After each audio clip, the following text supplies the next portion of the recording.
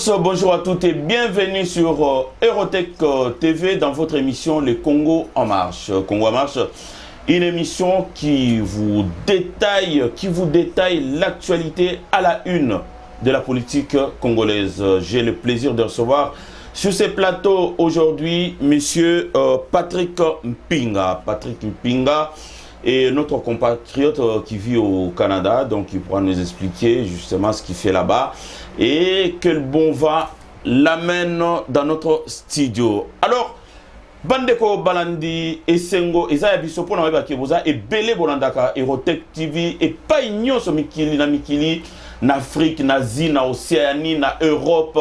Bipai tout bino Bolandaka. Merci beaucoup pour votre fidélité. Bon continuer à liker, bon continuer vraiment à liker puisque solo ma solo ezande awana Erotech TV. Bozala vraiment et belé yako s'abonner massivement puisque beaucoup de news vraiment en temps réel. Bonjour Ndeko Patrick. Alors bonjour pas Erotech, oui, merci beaucoup pour comme on a la studio na yo. Alors Sengo moni Ndeko pour na oyambo na moi lelo et surtout pour oponi vraiment chez Nabiso pour te partager actualité à la une na Katia Congo.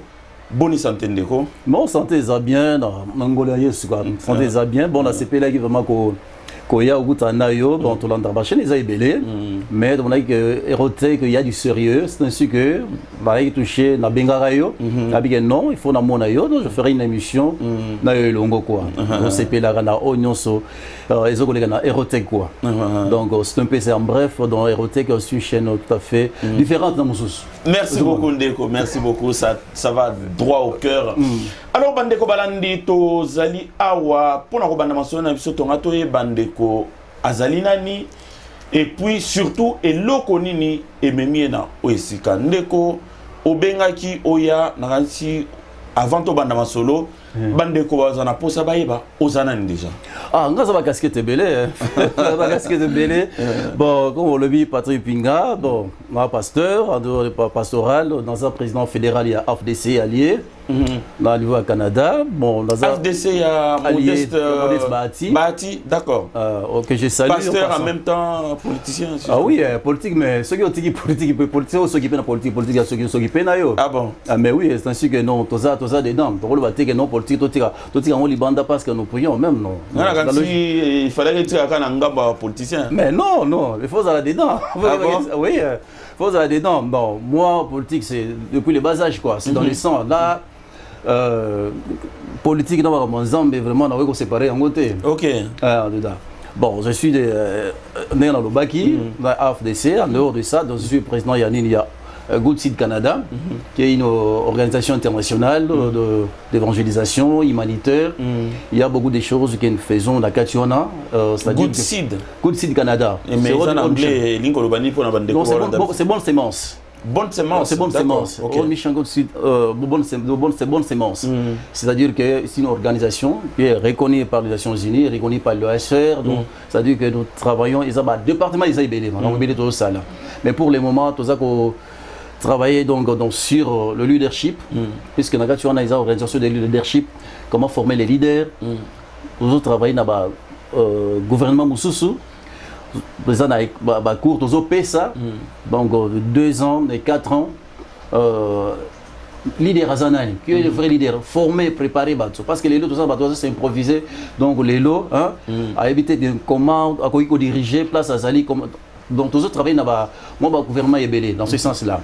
Tous autres travaillent aussi dans l'Italie, dans le sponsorship. Nous sommes au Canada ou bien dans le Canada? Dans le Canada, ils ont bateau en ligne, ils ont bateau sur place. Ça, c'est le cas de leadership. Bateau sur place. En France, ça c'est déjà la formation. On l'a fait en Belgique. On l'a fait dans au Kende. L'Ouganda, partout. La représentation de on le fait. C'est-à-dire, ceci est que former des cadres. Bateau avec un leader à Zanaï. Pourquoi tu as besoin d'un leader? Parce que vous posez une question comme ça. Pourquoi on a besoin de leader? Alors, le leader dont vous parlez, est-ce un leader dans la église ou bien leader dans la entreprise? Non, tu as un leader politique un leader na kati église to pesa formation nyonso wana leader na kati business biso zo englober nyonso leader spirituel leader politique tout ça préparer non politique azanani leadership politique leadership spirituel tout ça biso zo pesa go. D'accord. Tous les pays, en tout cas, nous sommes tous généralisés. Donc, si je comprends bien, vous avez un centre de formation. Centre de formation, c'est une école internationale, une école qui est reconnue dans d'autres pays. Qui est située où? Au Canada? Au Canada, même ici, dans notre siège, c'est ça qui est en Belgique, Awa. Mais au niveau du gouvernement, nous travaillons en collaboration avec eux. Ceux qui ont besoin de nous, nous inviter Bisso. Ils sont facturés à Bisso. Nous avons formation, nous avons dirigeant, nous avons ministre. Tu travailles dans Bango pour une durée bien déterminée. Avec nous, nous avons besoin de former à niveau tel. Après, tu peux avoir un certificat. Tu peux avoir un certificat ici tout au l'équipe. C'est comme ça que nous travaillons. D'accord. Dans ce sens-là. Alors, Ndeko Patrick, oui, nous avons... Bon, c'est dans le cadre, après, nous avons Italie, le cadre de sponsorship de réfugiés, le travail de réfugiés, donc à travers le monde. Parce que notre but, dans le cadre de Good Suite, c'est-à-dire que nous soutenir les enfants abandonnés, le rejeté, des femmes abusées de gauche à droite. Sur des réfugiés, tous au monde éparpillés de gauche à droite. Et nous sommes dit on va commencer avec le réfugié congolais qui se retrouve de gauche à droite. Comment tu vois ça là que bon besoin de réinstallation, on a place bazali soit dans camp de réfugiés, ben na bamboga mususu. Ou bien ceux qui désirent rentrer dans notre pays. Est-ce que ça fait partir dans l'action bino? Actuellement? Oui, ça fait partie de nos actions actuellement. On travaille. Et Bélé, on a fait voyager vers Bélé dans Bagan. Au Bagwalanda Bisso, il y a non, c'est que je dis vrai. Et Bélé. Et Bélé qui sont en Australie, et Bélé qui sont de gauche à droite. Mais c'est ainsi que nous avons travaillé. Les réfugiés, parfois des réfugiés sont abandonnés. Nous sommes dus. Comment les aider? Comment on a un pays d'accueil, comment on soutenir Bango. Donc, la démarche, tout binôme, tout ça là. Tout ça là, en collaboration avec l'OHCR. Donc, action est menée sur place pour aider Bango, base à la loger, et puis base à l'eau, quoi qu'il y a. Mais donc, si je comprends bien, Bozo, ça là, aussi, réfugiés à cause de la Congo, nous avons qui et bien on s'occupe de la démarche. Oui, on s'occupe de la démarche, parce que ça, quand réfugiés, par exemple, vous avez des réfugiés dans les réfugiés se retrouvent dans des pays étrangers, par exemple. Je prends par exemple le cas quand vous travaillez en Ouganda. Vous trouverez des Congolais qui sont là, qui ont une guerre dans l'Est, qui se retrouvent là-bas.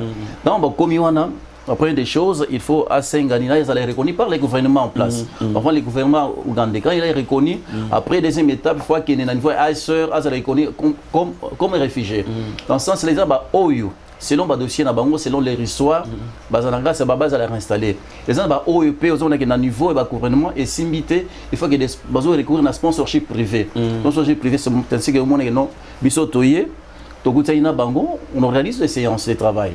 Total dossier à Motunamotu, Totangi Yango, total histoire à Motunamotu. Total Abika Oyo, ils allaient un peu urgent, ils allaient total. Nabaka Wananyonso, Tosi Baka Wananyonso, Baniko Kolukasiko, sponsor de pays d'accueil. Il y a des personnes de bonne volonté. Accueillir Bango, des démarches et bandits à niveau. C'est ce que nous sommes en train de faire. Alors, on vraiment, ça sera l'objet de notre prochaine émission. Certainement, oui, certainement. Voilà, donc, on a Mozindo. Mais, il y a une institution à moi, les alliés, les Kanakata Mboka, Toyoka qui lobby, puisqu'on est dimanche 28 juillet 2019, mais le 27 hier donc, Sénat a eu président. Mais ils ont président Oyo Congolais baza un président contesté. Voilà, un président contesté, un président Oazana Makila Maboko, un président au Tomona donc la société Batuba qui est Bunda Bavieux Koué na miso Batuba Koufi, mais Moutouana Nde Bacheye président ya Sénat. Donc je voulais dire Alexis Tambouemamba. Réaction Nini à l'annonce de cette nouvelle. Vous savez, réaction Nanga comme Congolais Nyos. On n'est pas d'accord avec ça. On n'est pas d'accord avec ça. Dans une ambition des personnes, Babandi les lotés. Comment Toyoka, Babandi les lotés. Ce qu'il a fait dans le Congo, Azam Makila Maboko. Borozana président Moko Azana, on a dit Malibanda, ça sera un problème. Parce qu'il y a des comptes à rendre. Qu'ils soient en Belgique, qu'ils soient Libanda. Donc, le monde qui a voyagé. Alors, voyager. Il va voyager comment papa? Mais un président Sénat, il parle il a des comptes à rendre de gauche à droite. Mais parce que moi je ne suis pas d'accord avec cette histoire de Ntamou Mamba. Il y avait Tamouamba, il y avait le professeur Bahati qui était là. Oui, oui, voilà. Moi, je pensais que non, Bahati était mieux placé que nous Bahati Azala, donc président Anani. Mais Bahati Azaki sur Nabatou. Bon, enfin, Bahati côté sur 13 sénateurs, donc il n'y a pas de monde. Mais ce qui se passe actuellement. Trois examinités par rapport à. Ce qui se passe aujourd'hui, parce qu'on va soutenir. Au Moni, au Congo, nous sommes habitués de soutenir les mâles. Aux hommes, nous sommes habitués de soutenir les mâles. Quand même, un sénateur, président, il y a le Sénat, ce n'est pas n'importe qui, c'est la deuxième personnalité après le président de la République. Au cas où le président a l'élo à mais le scénario, on va préparer, c'est-à-dire que c'est un coup d'État qu'on va préparer pour que non, au-dessus, le président Fatimé aussi la stratégie, c'est de gauche à droite. Pour entendre qu'on mérite d'être un président du Sénat. Parce que c'est pourquoi nous parlons de leadership. On regarde bien les leadership. Est-ce qu'on a dégagé vraiment que confiance, la confiance en termes? Non. Ce qu'il a fait à Bomi, à Zana Makila, à Maboko Nae. Les lois de la présidence, papa. Il n'est pas un modèle. Un modèle T. Mais c'est un modèle T. Nani a dit que tu as fait depuis la bande. Bazaki n'a pas de rébellion, Bomi. Aujourd'hui, les lois à la tête, il y a Sénat. Mais non, il va les gâter. Nous allons voir ce qui va se passer, papa. Moi, en trois ce qui va se passer, c'est qu'ils vont déboulonner le président Fachi. Et que Simbate, voilà, je sais pas, on va y aller. Et là, on est Simbate, Bakaki n'a pas besoin de Salawana. Et que Simbate, on est là, les jours où on va bandi, c'est les jours où ils vont partir. Le peuple congolais, Azadip. Tout ce qui se passe, ce qui est là, grâce tranquillement, c'est grâce au président Félix. C'est grâce au président Félix. Alors que non, dans le règlement des comptes,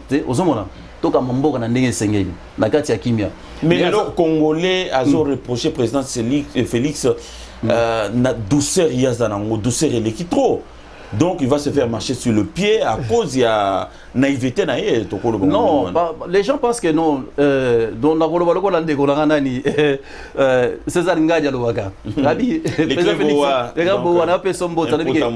Vraiment, président Félix, c'est un vrai noko. Vous comprenez? Bon, moi, été à Yuma. Il faut faire attention avec personne. Il médité trop, il réfléchit beaucoup. À Boya qui ne bain de sang. C'est pourquoi il a accepté que tout ce qui est un règlement des comptes, beaucoup de choses à la bien. Regardez totalement bien. Ce qui s'est passé à l'Est, il a compris une chose. Il a dit non, on peut se mettre ensemble malgré la bêtise. Je sais ce que s'occuper de Bango. Mais non, non, non. Les jours où ils ont bêtises, c'est les mêmes jours ils vont partir. Peuple a simana bangote. Peuple a simana bangote. Il y a des bêtises aux salles papa. Il y a des bêtises aux salles, on va complot aux salles de gauche à droite. Et là on va aussi mbatter. Parce que si le président Félix Azawana a choix ensemble. Ce qui est bien complot, Félix c'est un choix de Dieu, réponse ensemble pour cette nation là. Félix Azayou maté, Félix Azayou non non non non. Toyebi. On est sur ça là. Mais aussi mbaté. Et si mbaté ndeni ndeko na ansi et kotinanga na deuxième mutuna ngai naeba. Tomoni président azo trinquer vers champagne oyo biso zo kanisa ke non akokangela biso kabila ndenge peuple azo senga et loko bazo senga eza ba fetu wana te eza ba kutana ka batanga ba champagne batambola ka ne balingi apparemment bakutana na bango tous les soirs donc bamela ba champagne na bango alors que peuple azo kufanzala peuple azo lela conditions de vie échangées peuple azela qui vraiment que na mboka na présence sika aya o yazana état de droit akanga non seulement ba miyibi o ba yibaki pendant 18 pendant 21 ans bakenda ba boloko ba kene CPI ba keikaka o ba rotika na ba koti makala mais lelo komi ba trinkage ba verre ba master ba zolia ba beefsteak ba nini peuple azana kata ya misère ba photo tamboli partout ndeko sentiment no ezandenge nini pour na cash autres a vraiment échanger sur les conditions de vie dans Kata Kinshasa. Papa érotique na voyé biso boy. Na moni photo les autres temple sur les réseaux sociaux. Soit disant non président Félix nous a trahi mais dans zone ça nous dans autres dans peuple congolais. Vraiment tolingi no geste. Ben tolingi ba kanga kabila na batune o ba yibaki. Donc réponse na ça dire. Mais nazo yebisa yo. Voilà. Au moins la nyonso. So olingo kende musika koza la précédé. Ozomona. Ce qui s'est passé ce n'est que normal. Avec le président sortant, le président Félix, sur l'année d'un discours, dans l'interview à président Félix dans France 24, il a besoin aussi à Kabila, hein, l'expérience. Mais Kabila n'a pas besoin de lui. Il n'a pas besoin de lui, puisqu'il comme on est placé, il fallait qu'il a continué. Kabila, l'histoire de ceci là. Et Kabila, Togo ça n'a été que même la carte de l'archive na biso. Avec nous, il y avait un président, na Kombo Kabila. Togo ça n'a pas été. Koku tana bango parce que vous savez que nous ils ba programme ils pour sortir du gouvernement. Donc ils c'est-à-dire que ils se sont retrouvés la carte de que non la conservation c'est Sili Sili conservation pour les gouvernements du Sili là. C'est vraiment qu'on partageait vers na sens wana. Félix Aza jugé. Félix Alobagiango. Alors que nous avons pardonné ces gens-là. Mais justice à un moment où ils s'occupent de Bango. Ce n'est que normal qu'il va se retrouver. Ce n'est que normal que Félix à mon Kabila. Parce qu'il y a un dossier Moussous. Félix Alobagiango. Jusque-là, on a une expérience de la présidence. Mais tant qu'on a encore dans la carte, là on comprend comment ça fonctionne. Ce n'est que normal, parce que aujourd'hui je suis président, il y a des choses qui n'ont pas. Donc, si on continue à y c'est qu'on a à comprendre de l'autre côté, alors. À comprendre de l'autre papa, tous à la bateau et tous à comprendre comment les choses marchent. Alors, vous avez besoin d'ailleurs, en tant que président sortant, hein, dossier tel, c'est comme ça. C'est comme ça, au moins, il y a la démarche à Moussala. Mais donc Kabila a formé président Fachi à Kambamboka, c'est-à-dire que tu revenir sur 18 ans il y a pauvreté, 18 ans il y a passé. Non. Est-ce que ça référence vraiment, ça repère vraiment pour la Fachi? Non, et ça Babylone comme ça soit pas. Comme ça, il y a Babylone comme ça. Hein, attends mouton va ça mabendeni. Vous comprenez? Il y a certaines choses, hein. Au côté de de toute façon, il y a Tambola. C'est comme la Bible aujourd'hui. Dans la Bible, dans la Bible, les Arabes, par exemple, il y a bien des gens qui cité. Mais pourquoi on va garder dans la Bible? C'est pour dire que ceux qui ont talé, on dit que ah, t'as mouton a marché qui beau, n'a pas marché beau été. Salomon a marché qui beau, n'a pas marché beau été. Aux hommes, donc quand on enlevé tout le verset là, on dit que non, falloir avec Basie Belé, Boina Boy. Mais on garde ça pourquoi? Avec moutoyer, à Tangi, avec mouton tala. Dans les Tambola qui, Magambo Simbagité. C'est comme Kabila Ndenga Zawana. Tout le monde a dit que Kabila s'est dit non. Kabila s'est dit que Mabeto a bomi. Pour les autres, Mobutu a salé 32 ans. A bomi trop. Aux hommes. Mais pourquoi Azol que non? Azalawana, c'est-à-dire que nous avons besoin d'ailleurs. Il y a certaines choses. Explication sur votre naïe. Aux hommes. Les Gambo et les Garandais, on va expliquer. Et ce qui va vous dire dans le cadre, c'était pour célébrer le fait que la concertation est ici. Le gouvernement Ezobima, il va prendre un verre, va partager ensemble. Et donc, le gouvernement Ezobima, quand? Normalement, le gouvernement, il y a d'ici le gouvernement Ezobima. Parce que, oui, il y a problème. Pourquoi? Et soit qui tant d'ici là, Ezobima, Toga, Baboy, Bochab, Bazon Siliste. Mais c'est quoi, donc, on va trinquer vers le gouvernement Ezobima. C'est le gouvernement Ezobima, vous savez pourquoi? Et soit qui tant pourquoi? Parce que c'est qui, poste par poste, personne par personne. CV à Moutou, Moutongo Zanani. Parce que les gens de FCC, pour Nabango, il fallait qu'il y ait un bateau, il y a Kalawana, Bilongia, Toyebi, Babochab, Banani, c'est qu'il a dit que non, non, c'est pas possible. Il y a des jeunes même dans le PPRD là, dans le situation des PPRD, des FCC. Il y a des gens qui sont là. Mais pourquoi les jeunes ont bago été au Salam Moussala? Il faut qu'il y ait un bateau, des années au Tilelo, mais c'est pas possible. C'est pourquoi tu sais qu'il dit non. Il y a des jeunes, il y a des gens qui sont mieux. Mais il y a toujours que les jeunes non expérimentés, donc ils risquent de planter la République. Mais non, papa, est-ce que Bamouta a au pouvoir? Quand les Mendes ont commencé, il y a une expérience. Il y a une expérience de mon côté. On apprend, c'est comme ce qu'aujourd'hui il est là. Il est en train d'apprendre. Les jeunes, ils ont aussi des trucs. Papa, les jeunes aujourd'hui regardent. Ils ont utilisé les jeunes, mais le ministère, les jeunes ne peuvent pas travailler. Combien de universitaires tous en Abango? On a Poto, on a Kinshasa, combien baza? Pourquoi les jeunes ont ça?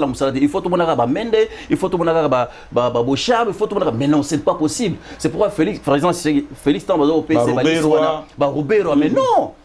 Ils ont fait leur temps, il faut pas qu'il Il faut que les jeunes soient partis, on a ça là. Que les jeunes vont travailler. Pourquoi les jeunes vont travailler? ba jeune baza ebele hein baza na mito bazo raisonner bazo réfléchir mais ba jeune wana papa na ainsi Tolandi un petit peu il cambo saute de mouton ba quand tu vas payer ingénieur ba bimina ba IBTP ba mso ba utaki ba Chine ou ba format partout ba fandi longtemps ba ça la raté oui ba bon bino boleli ba pesa bino misala OK d'accord botonga ba saute de mouton conséquence les lots de mouton donc na ba 3 ans yango donc to kalamingi te to kota ba une année. Oui, mais une année. Bon, je sais que. Il fait 100 jours, mais 100 jours, compter car depuis Bandana, tu combien de jours c'est quoi? Papa, travail on a ce de mouton. Confiant, on a pas jeune. On va jeune. D'ailleurs, on a apprécié l'initiative du président de la République. Il a dit que non, il faut qu'il y ait un mboka. On dit qu'on paye ça, on paye ça à Libanda, on paye ça des Chinois, il faut payer ça dans mboka. Ça, les initiatives est bien. Apprécié parce que tout le monde, Moutou Azak est vraiment nationaliste, vraiment, il est apprécié un bêta qui est dans ma boko. En tout cas, chapeau président Félix. Alors, si on a payé ça, tu as confiance. Mais au moins, avant dit à Zéli. Selon tant, on va Yokanaki. Le président est allé surpasser au Landagi dernièrement. Le président Salagi capitale Mobimba. Côté là-bas travaux. Côté là-bas travaux n'est isolé.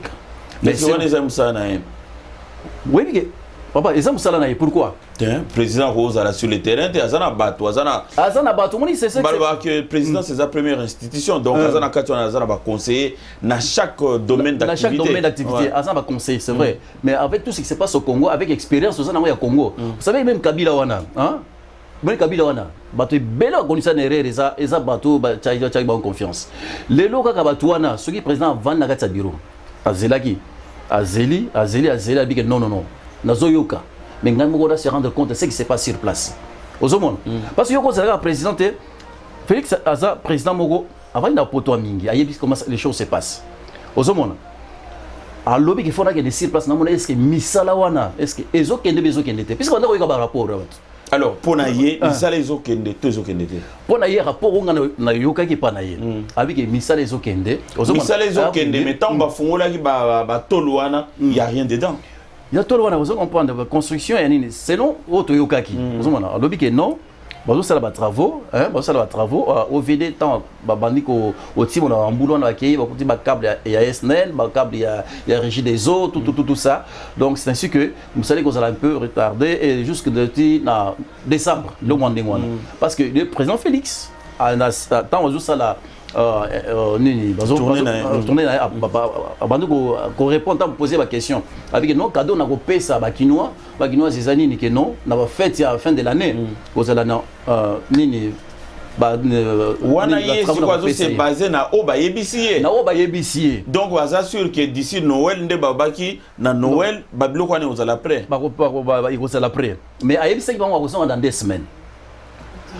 Dans 2 semaines. C'est-à-dire que na kati wana soto tali bien na logique selon soto tali bien. Il y avait aussi une négligence na kati musala wana. Ozomona. Et ça na bato balingi te que non président Félix a réussi na kati ba travail de sala. Vous voyez pourquoi? Parce que non 2023 ezoya. Ozomona. C'est pas normal. Parce que même ba oyo nani ba bato avo vite bana ko lobake non il y a eu des bagutani na ba câble tout ça mais papa tant vous accepter projet sur ça l'étude la faisabilité sur un projet vous voyez que non to sala bo ozomona et ça na bato bazaki simon la que non en tout cas soki misalo ici parce que papa dans 6 mois hein au Kabili pendant 18 ans ba tira au salate vous voyez que na Kinshasa ba les salaraté ba les salaraté. Mais le monsieur arrive dans 6 mois, il fait ce qu'il est en train de faire là, mais il a mérité qu'on comette les mabogo. Et ça n'a pas se pélater. C'est-à-dire que misala nezo les garons bato o bazo ni que non et simbate ozomona et simbate bato mo baza na soni même Kabila mo baza na soni il y a que 18 ans on n'a rien foutu mais le monsieur qui arrive dans 6 mois a réalisé il faut empêcher c'est ainsi que moi j'ai apprécié courage à président Félix de façon qu'il y a télémier mo alande la makambwana la lutte. Mais non seulement alande le makambwana tendeko est-ce que il est de son pouvoir à kendeko kokanga ba roulage oyo bazo senga bat bambon. Oh kanga roulage zagat. Mais exemple ça franchement au moment que ouais tous un problème donc les jours à venir si le président a commis partout ben il y aura plus personne dans le bureau. Non, à quoi ça l'engo partout mais c'est un cas où il y a qui on a circonstance et comme qui y a à la place wana hein. à cause de non tous les jours à Zalawana, tous les jours à Zakana Balabala te. Mais mon colon est salarié que il est à quoi il y a na balabala à Gamutouane. Donc c'est pas que tous les jours président fait il a beaucoup de choses à faire. Mais je vois une coïncidence et comme que non, ils m'ont atala parce que oui c'est comme un papa à la maison. Papa Zawana, bana bazana gatchanda. Moi nazo fois atala que moi azo ina tel bakou reste azo sala bien, est-ce ba interro na azo sala bien. Ça c'est un papa. Mais papa azo contrôler banate. Hein? Un papa de la maison contrôlé banate. Moi na sala mabe. Moi na zonga 22h. Et ça problème là bana ndo mona ke ba ça il ko mo hotel mo marché. Mais un papa est responsable. Un papa est responsable. Mais voilà exemple sala général Kasongo na ba Soudan hein. Général Kassongo, c'est vrai. Général Kassongo Azali. Mais toi, papa, donc, si les Congos va bénir que non, les Congos soient représentés, la première personne, le premier citoyen congolais, c'est le président de la République. Il y a ça papa à tout le monde. À ça papa, il y a tout le monde. Ce n'est que normal. Que le lobby, au comment les lobby, à qui le ministère de la Santé, à qui comment ça fonctionne. Lobby, au comment à propos du ministère de la Santé, Oli Ilunga à Longwe. Il faut à Longwe. Mais ce que bon et Ebola siko le roi 300 millions et américain donc Ebola zo kende. Mais muto il fallait qu'il a conduit action à démissionner à qui. Alors, sentiment no ezandengeni. Mais il a démissionné pourquoi? A démissionné puisque ndenge to le baké président à partout, azana santé, azana ba saute mouton. Alors, si qu'on a Ebola président Moussa non, président papa, quand vous allez responsable. Papa sur parcelle du pouvoir, vous que non, vous avez assumé fonction telle Moussa la. Ce que ça Moussa no bien té. Bon continuer pour la parce que yo zaï longa parce que yo zatel. Mais non. Cette histoire de Ebola, papa, faut y aller. C'est une maladie, maladie en mallette. Ils ont ça fait combien de temps, hein? Mais si le président a remarqué que non, en tout cas, gestion naïe est bien té, façon naïe de travailler est bien té, ce n'est que normal. Le président a dit que non, bâtiment a dit que non. Bon, on est quoi ici, on a dit un bon comme toi, mais on doit gérer ma campagne totale naïe zoken. Bah ils ont basé partout, parmi bateaux, basé pour saboter l'action à Félix. Baza parmi bateaux n'a saboté action naïe. Jamais à côté de la Olingaï. Mais ce que le président a remarqué que non, il était non. A démissionné. Est-ce que le président a démissionné? Non. Le président a non, on a récupéré Gaga. Acheter secrétariat. Acheter secrétariat, bon ouais ça la gestion Moussous. Toi reste là-bas. Mais il y a Monique que non, il faut démissionner. Ça il travaille pour l'argent. Presque le président tu as démissionné. Point d'interrogation. Le président a dit que non, je suis un bon aussi koyo et ça au niveau Moussous. Mais il y a Monique non, du fait que Botoli, je suis un bon. Alors non, il faut abîmer. C'est-à-dire que Bato, ils ne travaillent pas pour les Congos. Ils ne travaillent pas pour les Congos. Ils sont là. Alors, Wandeko, Tokumo Kende, vraiment, dans chute, il y a émission Nabiso. À venir, il y a Modeste Bahati et Zandénou. Non, Modeste Bahati, donc. Akabo, il a perdu na FCC, Azalibanda Masolo. Bon, na KHP, bon, l'icolo libanda, tu as eu position malam mingité, au monité qui a sombré dans les oubliettes. Non, il a accepté. Moi, j'encourage vraiment sa décision. J'encourage vraiment sa décision de travailler pour le peuple. Vous savez, je pense que Bolanda va interview avant que nous se séparer avec FCC. Il a dit que non, FCC est la racine du mal. Non, j'accepte de travailler pour la population. J'accepte de travailler pour la population. Papa, et à un certain moment, j'encourage le président Bahati. Pourquoi? Il faut avoir à un certain moment, au Tali, c'est une personne normale. Pendant une année au Tali vit dans la façon, à un certain moment, il faut s'arrêter. À un certain moment, il faut réfléchir. C'est façon dont ça les a. Modeste Bahati a compris une chose, que non. Il est temps que dans salle là, peuple Nanga. Si je suis ce que je suis aujourd'hui, c'est grâce il y a peuple Wana. Si je suis ce que je suis aujourd'hui, en tant que Modeste Bahati, c'est grâce à la population Wana. Population Wana en est pour Nanga. Alors on va continuer à faire des bêtises. Il est temps que je puisse arrêter. Il est temps que non, stop. Je dois servir le peuple. C'est décision à suivre. Il faut avoir le courage. Parce que Moussou a dit continuer. Papa, tout le monde finalité à Mobutu Awa. Les lois, si les Mwanda qui se retrouvent aujourd'hui dans Katanini, oh, Boina Bonawe, pourquoi? Parce que, Bazaki n'a monté à un certain moment, de toute façon, ton pays, ton mémien père, il faut toi arrêter. Bah, comprenez guité. Pour penser que c'est comme les gens de FCC, ils vont continuer. Ils vont révéler les lots. Kabila est toujours au pouvoir. Mais le pouvoir de Sekenda. Et Kabila Rozonga sous papa Toza. Et Bahati a compris une chose que non, il faut en tout cas, c'est le moment. C'est le moment qu'on va se retirer, puisqu'on a boui. Hein? On a boui que Mabé comme Iranga. Le temps que on a servi la population, il a pris une bonne décision. Avec papa, oui, ça continue. Bon, alors, Batounaye Oyo, Batikali na Katia FCC. Est-ce que Batikali Libela ou va rejoindre un jour? Papa, tu sais que les politiques sont dynamiques. Oui, bah, tu as un certain moment les motos, aller dans le langage, le lobby a un langage. Mais Batouana, c'est Batiwana. Cette histoire de doublement, est-ce que tant que Chibala, c'est avec IDP, ça marchait? Et Simba qui était? Et Simba qui était? Bah, tu es là, donc RAFDC alliés, et Zali, c'est ceux qui sont derrière Modeste Bahati. Ceux qui sont restés au bateau, corrompre, on a fait FDC. On va voir, l'avenir va nous donner raison. L'avenir nous dira plus. Mais moi, je sais que non. Vrai AFDC allié, et ça c'est pas un nombre de gens mais non. On est à copie, il y a FCC. Alors, merci beaucoup Ndeko. Si Tozali na Maître Chouramboma a rejoindre l'émission dans solo et puis vraiment tout continuer donc jusqu'à la fin.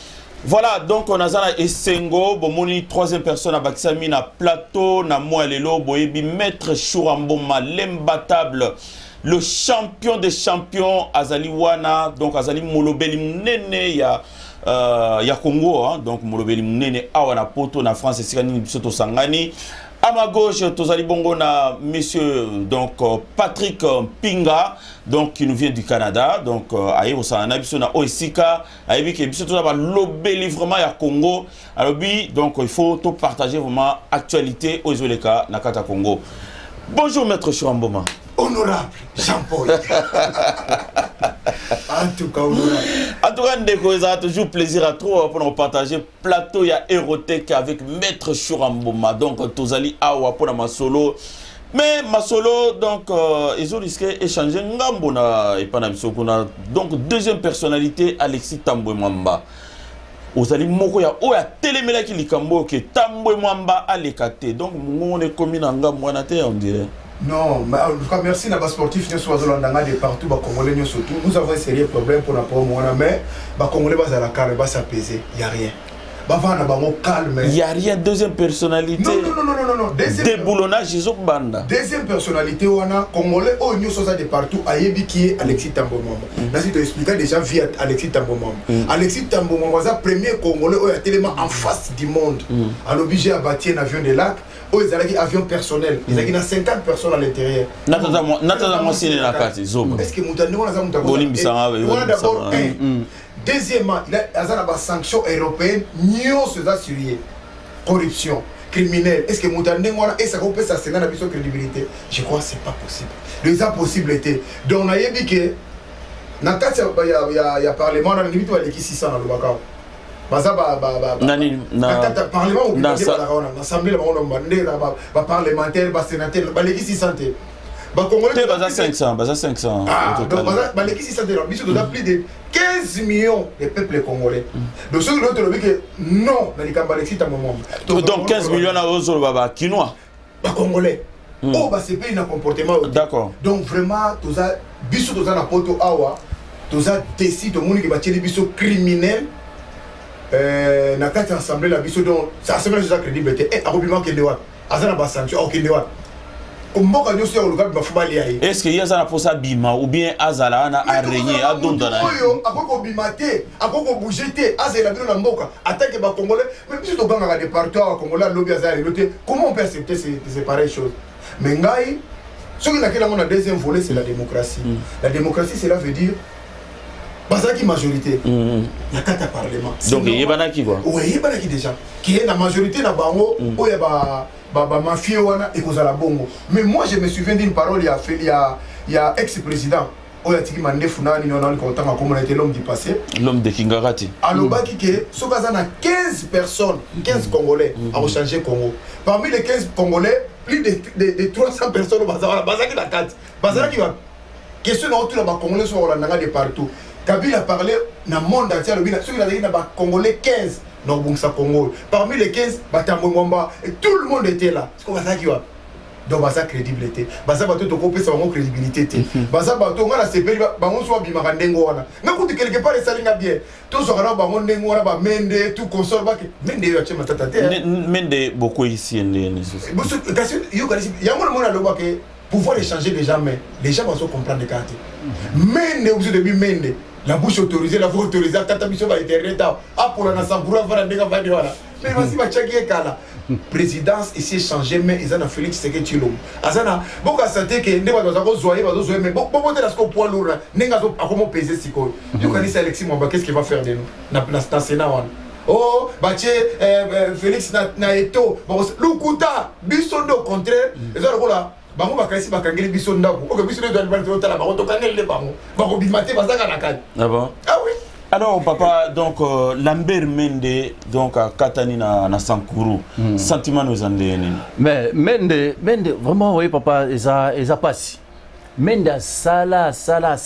Mende fallait à Katana Kakata. Mende ba boyer. Si la population est boyer. Otiki na yo.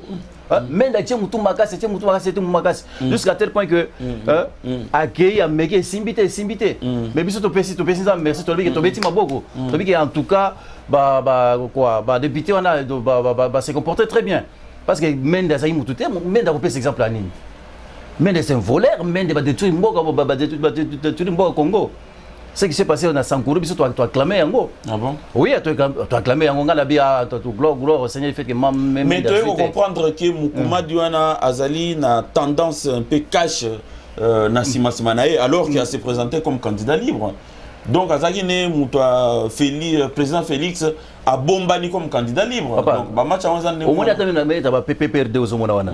Hein? Ezana ba to baza pour cash bazar. Au zomona. Mais moi s'exprimer boy exaté.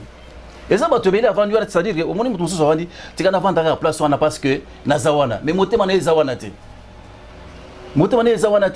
C'est ainsi que non, le gouverneur, tu as acclamé, tu as apprécié, tu as dit que non, Asala Moussala, le même personne. C'est ainsi que même le président Félix, on a s'opposer à la liste ministérielle.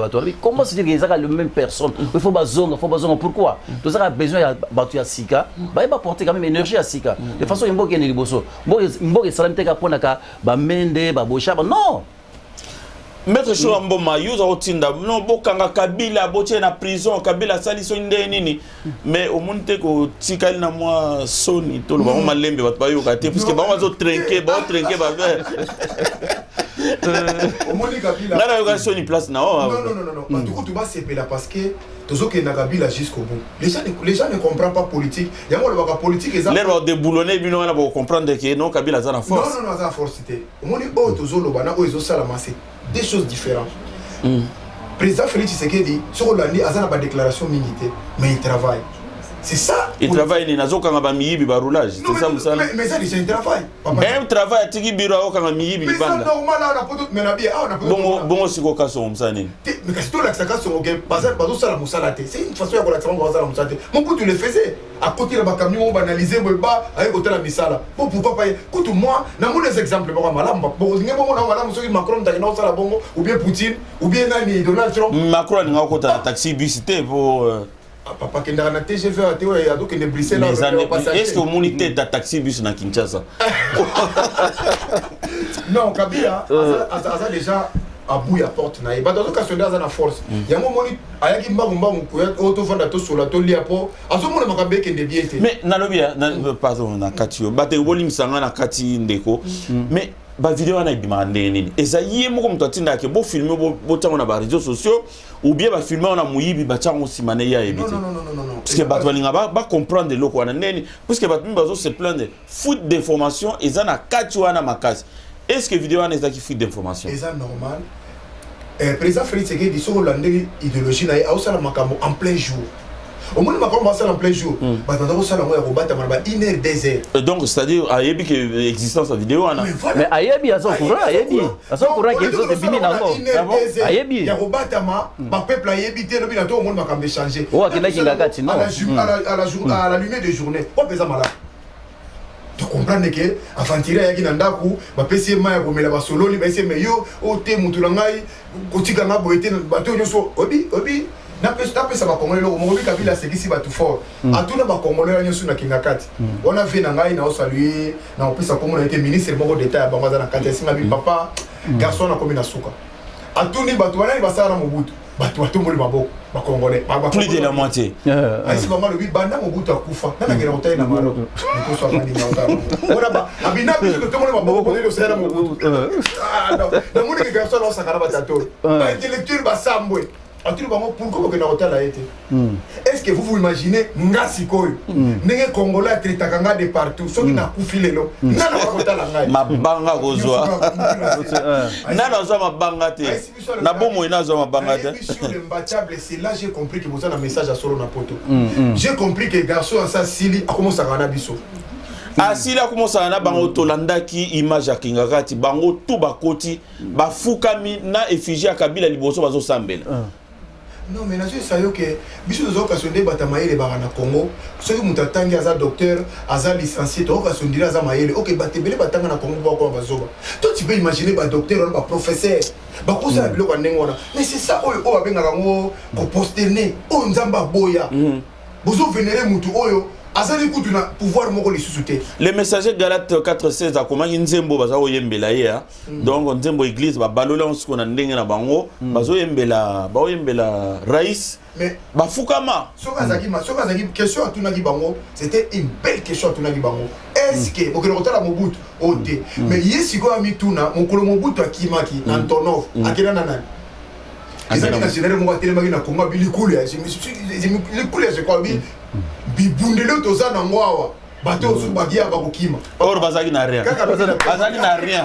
bazaki na rien donc ba congolais bakosundo et comme on appelle ça biso munition te soki nderi baza ba congolais azo kosa ye mingi garçon wana za déjà prêt à kokangama ngala zo revenir liloba moko toujours oyo petit na biso oyo azako bela ake traitement ya comédie nani vidéo tant qu'on coûte un olive abi tout ça capable même il y a un visa il y a un entourage de surtout que libanda c'est quelque part bah déjà il y a aucun bah donc à sa prison ça bah na kabila ba tenir ces pays mais il a déjà emprisonné parce que bah mbongo na ye ko bimeza passe c'est déjà une prison pour lui mais si quoi dans linga bela mona ba besoin mais c'est à bientôt parce que pour biso tout ça la paix calme bah congolo partout à zolanda biso santo ça l'amalgame quand on va dans l'est na mboka wana il faut kabila za quelque part na c'est pas lui qui va gilet jaune ndenge bala musi suba quoi tombo ki sumabe donc et ça dit que ba congolais ba tombo ki to avancer pour na ko faire ko précipiter ba kama mutu wana ndeko communication ya présidence ezandenge ni na mwa lelo est-ce que ndenge lwa kabwanga azo gérer bloc wana ezali ndenge vraiment il fallait qu'ils allaient gérer pour na ko pesa basango na bana mboka. Non vraiment ba tu bezo s'inquiéter par rapport à la communication communication présidentielle quoi. Par rapport né bazo travailler. Ozomona tout le monde a tout ça ba mboko to yebi ka lui loka bwanga yebi a uta mboko yo. Abi comment les choses marchent. Oui so ba to informer te ba to se poser un point d'interrogation ebelé. Il faut que tout ce qui se passe même si les travaux il y a président zo sala ba sortir président il faut ba yeba. Hein il faut presse présidentielle, ils sont capables de faire cette information dans temps et singeli. Mais tout le monde a l'enterrement au Saranate. Par exemple, soit vous apprendre dans les réseaux sociaux. Mais j'ai l'impression qu'ils communiquera mieux que. Mais oui, vous êtes en train de dire, ils sont talibans la plupart des temps. Ils ont des choses qu'on a ébimité, mais ah ouais, ébimi. Batozo yeba que non à partir de l'eau, tu veux le landali, bazo yeba que non, sur la lundi érotèque les lots, hein, d'avoir des informations par rapport à Mboka. Mais bango mogo les choses se passent là-bas, mais pas ça capable de travailler dans des sengeli. Côté on vraiment il faut vraiment que bah en tout cas améliorer. Sinon c'est un problème parce qu'on rentre président de la République Moussala et Sengeli. Quand tu as de presse, communication présidentielle, il faut que tout ce qui se passe même ma photo tout ce bango moko ba l'équipe ba publier il y a ça comme ça ba to sana ba poser des points d'interrogation tel ka moi lilo bandeko non côté wana to za faisa makasi na communication président ya mona zolo afwa luka ba terre principale o ba yebi makambi ya média au moni président et comme ata simbi moi lipa boy et puis déjà na libanda et ça ba photo musu ko circuler et ça déjà ba erreur ça ba faute parce que azana ba spécialiste peut na été il faut luka ba spécialiste ceux qui est possible bah ça la même recours na libanda papa zela na saison de ko o yalanda biso allô oui bonjour ok d'accord très bien ok bon bah oui c'est bon à tout à l'heure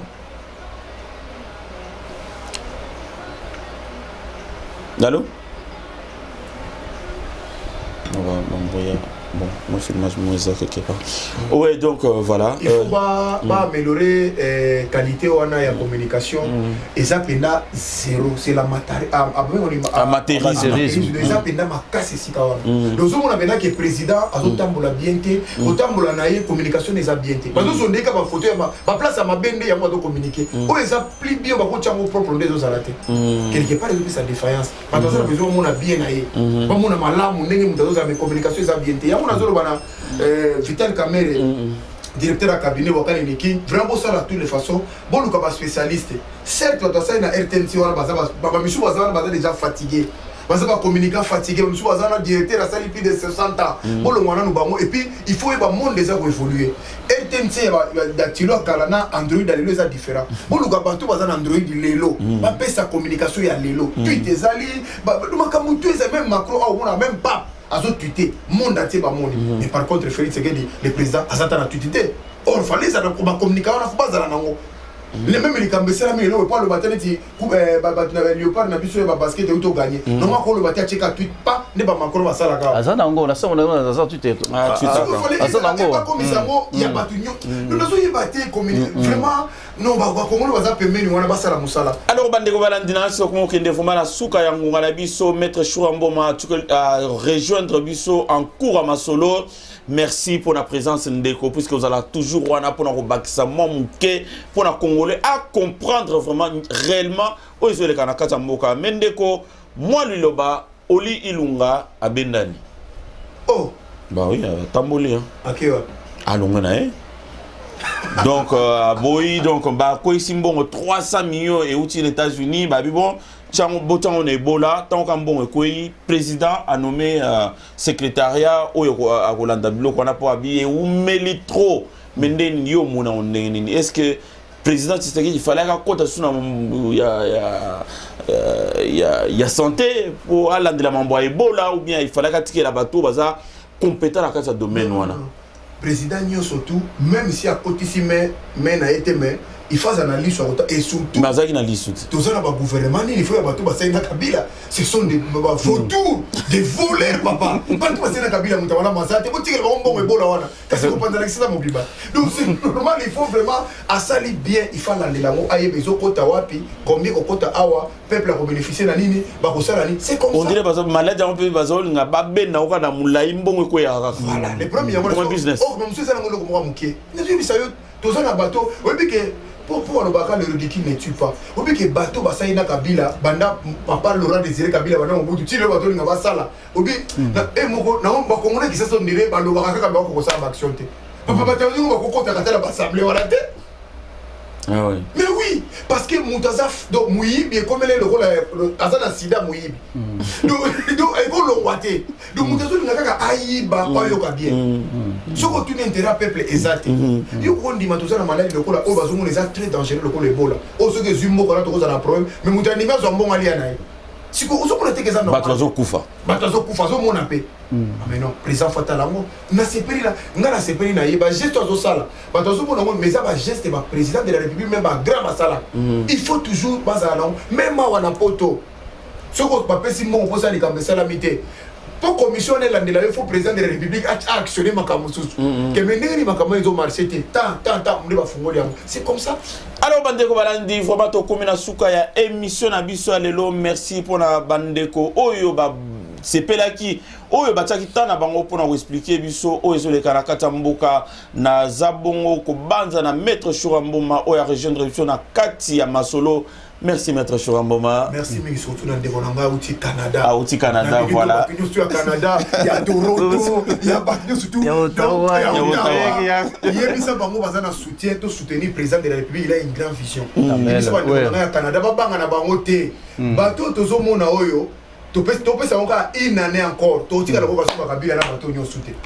Les Égyptiens que vous voyez, vous le verrez jamais.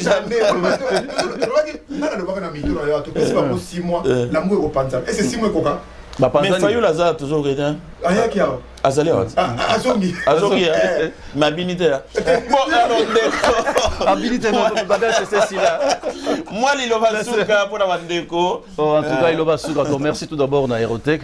Merci beaucoup à Moussa Ozo Sala. Merci pour mettre chez Mboma. Vraiment, courage. Et l'autre, que nous, dans la Congo, nous allons unis, tous allons unis. Peut-être que balise à côté. Congo, c'est Eza Abisso.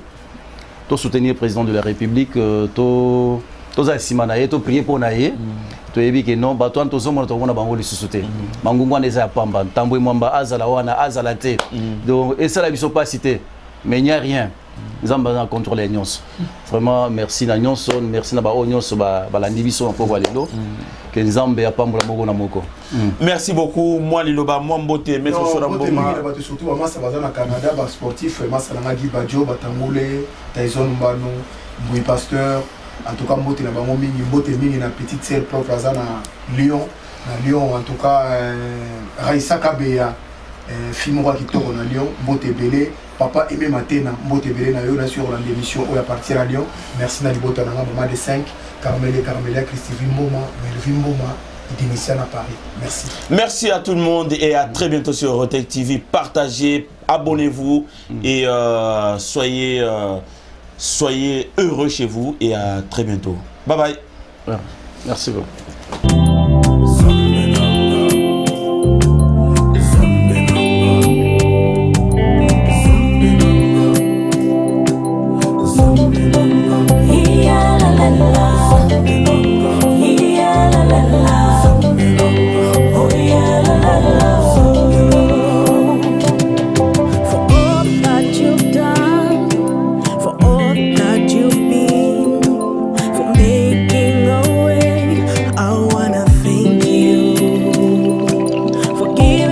Your son to be called